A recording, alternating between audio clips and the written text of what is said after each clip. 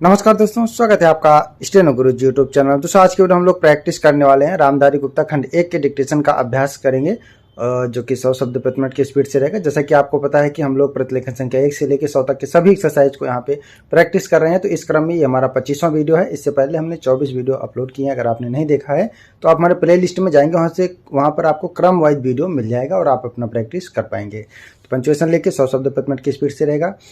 10 minute का discussion होगा। सभी लोग इसको प्रैक्टिस करेंगे, मैटर को ट्रांसक्राइब करेंगे और पीडीएफ से मैच करा के जरूर बताएंगे कितनी मिस्टेक आ रही, कितनी आपकी तैयारी हो रखी है। वीडियो पसंद आए तो वीडियो को लाइक कर देना। चैनल पर पहली बार आए हैं तो सब्सक्राइब करके नोटिफिकेशन बेल जरूर ऑन करना और अपने दोस्तों के साथ भी शेयर करना ताकि वे भी इसका लाभ ले सकें। तो ज़्यादा समय न लेते हुए चलिए स्टार्ट करते हैं। इसमें जो आउटलाइन दिया गया वो ऋषि प्रणाली में है। अगर आपको आउटलाइन पसंद आए तो अपने डिक्टेशन में प्रयोग कर सकते हैं। जरूरी नहीं कि आप हमारी ही आउटलाइन का प्रयोग करें, हो सकता है आप हमसे बेहतर बनाते हो, तो आप वही आउटलाइन बनाइएगा जो आप आसानी से लिख सकें और पढ़ सकें। रेडी? 5 second, start. महोदय, हमारा जो संविधान तैयार हुआ है उसमें भी इस बात का प्रयास किया गया है कि देश में लोकतंत्र पूरी तरह से लागू किया जाए और जनता को लोकतंत्र की सारी सुख सुविधा मिल सके। सबसे पहले मैं आपको इस बात के लिए धन्यवाद देना चाहता हूँ कि आपने मुझे इस सम्मेलन में कुछ कहने का अवसर दिया है। आपके सामने जो विषय आएंगे वे इतने महत्व के हैं कि प्रत्येक हिंदुस्तानी, चाहे वह किसी भी काम में लगा हो, उन पर कुछ ना कुछ ध्यान अवश्य देता होगा।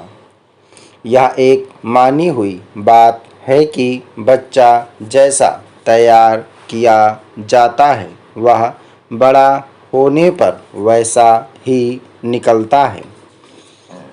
शिक्षा का काम यही है कि उसको अच्छी तरह से सुलझे तरीके पर तैयार करें और उसको इस योग्य बनाएं कि उसे जिस किसी भी काम में लगाया जाए वह उस काम को कुशलता और सफलता के साथ पूरा कर सके। हमारे देश में जो शिक्षा पद्धति अभी तक जारी है वह नई नहीं है, बल्कि यदि मैं यह कहूँ कि वह 125 वर्ष पुरानी है तो गलत नहीं होगा। 125 वर्ष पहले जिस उद्देश्य को सामने रखकर यह शिक्षा पद्धति जारी की गई थी वह उद्देश्य अब नहीं रहा, पर शिक्षा पद्धति अब तक लगभग वही है। मैं मानता हूँ कि इस बात का प्रयत्न किया जा रहा है कि उसमें परिवर्तन किया जाए जिससे हमें अपनी आवश्यकताओं की पूर्ति में सहायता मिल सके। जहाँ तक मुझे मालूम है इस काम में अभी तक हम सफल नहीं हुए हैं। मैं तो शायद यह भी कह सकता हूँ कि उस शिक्षा पद्धति को बदलने में जो प्रयास किया जाना चाहिए था वह अभी तक नहीं किया गया है।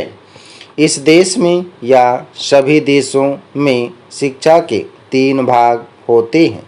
एक तो वह जिसमें छोटे छोटे बच्चों को शिक्षा दी जाती है, दूसरा वह जिसमें युवावस्था के पहले बड़े होने तक, और तीसरा वह जिसमें युवावस्था के विद्यार्थियों को शिक्षा दी जाती है।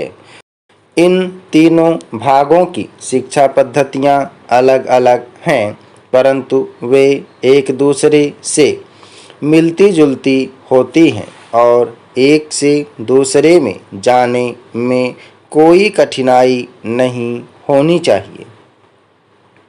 इसलिए यदि हम अपने देश की शिक्षा में सुधार चाहते हैं तो सबसे अधिक आवश्यक यह है कि सर्वप्रथम प्राथमिक शिक्षा में, उसके बाद माध्यमिक शिक्षा और फिर विश्वविद्यालय शिक्षा में सुधार किया जाना चाहिए। महोदय, आज इस समारोह में सम्मिलित होकर मुझे बड़ी प्रसन्नता हो रही है। जब से मैं आपके इस नगर में पहुंचा हूं, आपने जिस प्रेम और उत्साह के साथ मेरा स्वागत किया है, उसके लिए मैं आपको धन्यवाद देता हूं। मैं जानता हूं कि यह स्वागत किसी व्यक्ति विशेष के लिए नहीं, बल्कि यह देश के प्रति आपके प्रेम का प्रमाण है। भारतवर्ष जब से स्वतंत्र हुआ है, उसके सामने बड़ी बड़ी कठिनाइयां रही हैं, परंतु ईश्वर की दया से हम एक एक कठिनाई को हल करते गए हैं और आज कहा जा सकता है कि अब हमें प्रगति के लिए प्रशस्त मार्ग मिल गया है। यदि हम चाहें और देश के लिए आपस में मिलजुल कर साहस तथा उत्साह के साथ काम करें, तो संसार में ऐसी कोई चीज़ नहीं जो इस देश के लिए दुर्लभ हो। इसलिए एक ऐसे दिन का मनाना जिस दिन देश की उन्नति के लिए एक बहुत बड़ा कदम उठाया गया था। स्वाभाविक ही है, अंग्रेजों के साथ जिस समय स्वराज्य के लिए समझौता हुआ, उस समय उन्होंने और सब चीज़ों के साथ साथ एक काम और किया, जिसका परिणाम कुछ भयंकर हो सकता था। जहां एक ओर अंग्रेजी राज्य सीधे तौर पर चलता था, वहां दूसरी ओर देसी नरेशों के अधीन 600 से अधिक रियासतें भी थीं। ब्रिटिश सरकार ने जाते समय यह घोषणा कर दी कि ये सभी रियासतें अपने को उन सभी शर्तों और बंधनों से मुक्त समझें जो उन्होंने ब्रिटिश सरकार के साथ किए थे, और प्रत्येक का अधिकार है कि वह चाहे तो हिंदुस्तान के साथ अथवा पाकिस्तान के साथ मिल जाए या अपने को स्वतंत्र रखे। एक नीति के रूप में यह बात बिल्कुल ठीक थी, परंतु यदि हमारे देसी नरेशों के हृदय में भी वह देश प्रेम नहीं होता जो उन्होंने दिखलाया, तो संभव था कि एक भारतवर्ष के बदले आज भारतवर्ष के कई टुकड़े हुए होते। यह समस्या देश के एक भाग में अब तक तय नहीं हो पाई है और वह भाग कश्मीर का है।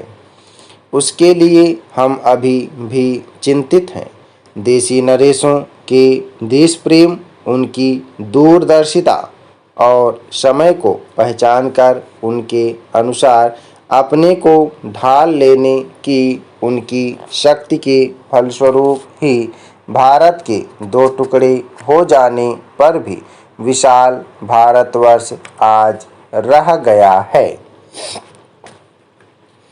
महोदय, वह उस भारतवर्ष से कहीं अधिक बड़ा है जो कभी किसी भी ऐतिहासिक काल में या उसके पहले किसी एक छत्र शासन के अधीन रहा हो। आप जानते हैं कि भारतवर्ष इतना बड़ा देश है, पर संसार के और बड़े बड़े देशों की सैनिक शक्ति के सामने उसकी शक्ति बहुत कम है। इंग्लैंड, अमेरिका और रूस की सैनिक शक्ति के सामने हमारी शक्ति बहुत कम है। ऐसी स्थिति में हमारे सामने प्रश्न यह है कि क्या हम किसी के सामने झुक जाएं, किसी के साथ मिल जाएं या अपने को तटस्थ और स्वतंत्र रखें। किसी के साथ मिल जाने का अर्थ यह हो सकता है कि हमें उसके प्रभाव या उसकी शक्ति का लाभ मिले, परंतु उसका परिणाम भयंकर हो सकता है। यदि उन पर कभी संकट आया तो हम पर भी आएगा। यदि हम अलग रहते हैं तो हम अपने पैरों पर खड़े होकर अपनी शक्ति से बहुत कुछ कर सकते हैं। हमारे प्रधानमंत्री ने इसी नीति को अपनाया है और यद्यपि आरंभ में हमारे अपने देश में ही बहुत से लोगों ने इसको नहीं समझा था, पसंद नहीं किया, परंतु आज हम देख रहे हैं कि उसका परिणाम क्या हो रहा है। हमारे प्रधानमंत्री ने इस बात की घोषणा कर दी कि हम किसी भी दूसरे देश के साथ गठबंधन नहीं चाहते और हम स्वतंत्र रहकर अपना कामकाज अलग चलाएंगे। हमारे बहुतेरे लोगों ने यह समझा कि यदि हम किसी बलशाली देश से मिले तो और कुछ नहीं तो कम से कम आर्थिक सहायता तो मिलेगी। जो देश यह चाहते थे कि हम उनके साथ मिलें, उन्होंने तो बुरा माना ही। उन्होंने यह नहीं समझा कि हम अपने को अलग रख रहे हैं, न कि उनके विरोधियों के साथ मिल रहे हैं। समाप्त। ओके दोस्तों, आप लोग इसको प्रैक्टिस करिएगा। सभी लोग मैटर को प्रैक्टिस और ट्रांसक्राइब करेंगे। 100 शब्द प्रति मिनट की स्पीड से है। उम्मीद है कि दोस्तों वीडियो आपको पसंद आया होगा, तो वीडियो को लाइक कर देना और अगर अभी तक आपने हमारे चैनल को सब्सक्राइब नहीं किया तो प्लीज़ सब्सक्राइब करके नोटिफिकेशन बेल ऑन करना। और दोस्तों, अगर आप डेली डिस्कशन चाहते हैं तो आप चाहें तो चैनल का मेंबरशिप ले सकते हैं या हमारे पेड ग्रुप को ज्वाइन कर सकते हैं। अधिक जानकारी के लिए आप हमें मेल कर सकते हैं। हमारी मेल ID है studyforstenographer@gmail.com। अपना बहुमूल्य सुझाव हमें कमेंट बॉक्स में जरूर देना। वीडियो को पूरा देखने के लिए बहुत बहुत धन्यवाद। Thanks for watching. जय हिंद, जय भारत।